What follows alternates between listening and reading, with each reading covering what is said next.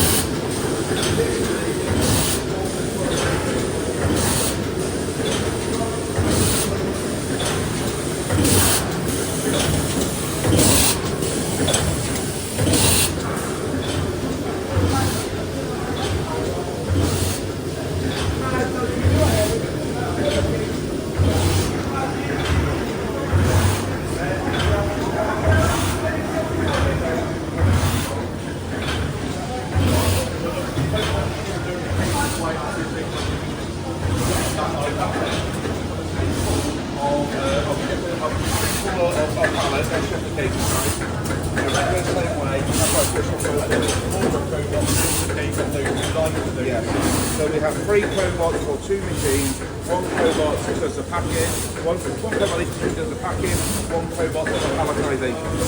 And that's how we plan. And it puts the case on and palletizes. Yeah, put the empty case on, it fills the case, it takes the full case, puts it on the pallet.